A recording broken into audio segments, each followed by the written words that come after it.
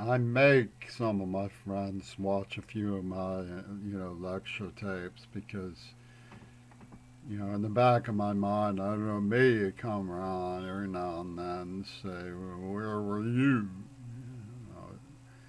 Have a couple tapes of some people who've seen that's where I was. Where the hell were you? Is how it's gonna go.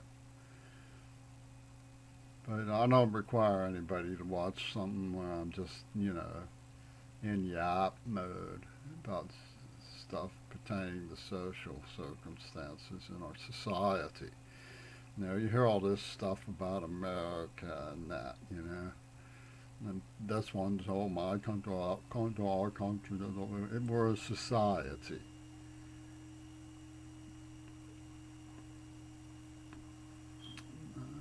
I had the acquaintance of a British named Derek Parfit.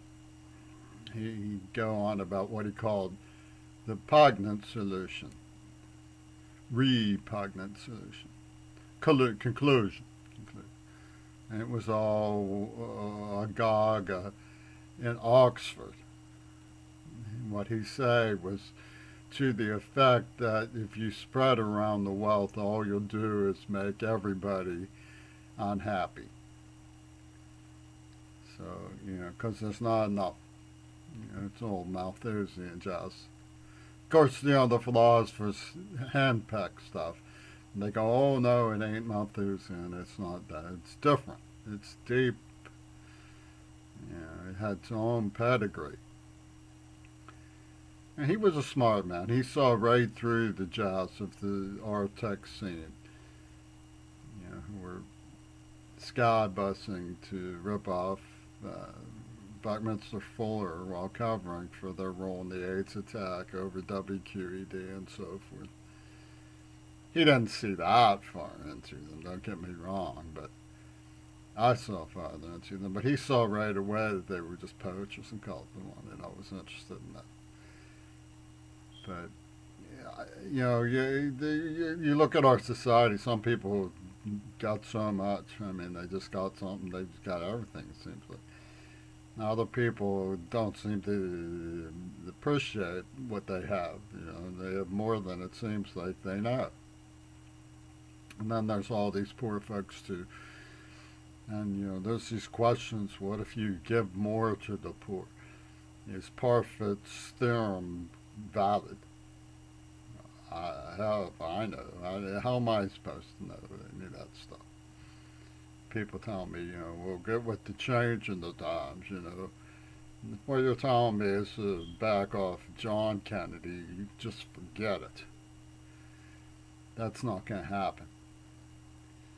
Now, I think people should observation this situation. The way these ripper hatters come on to me, trying to use petty cash to rip off our national heritage and legacy. I remember Kennedy. I was raised by that crowd.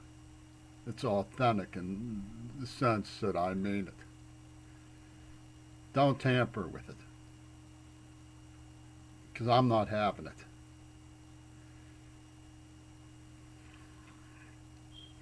I can give some good reasons why all of that. I remember Bill Buckley. Bill Buckley was sort of a home sweet home dude who got taken in by the Truman Doctrine, didn't want to admit to himself that the Joe McCarthy people who got us enmeshed in Vietnam were actually trying to hurt us. He wanted to believe it was an honest mistake.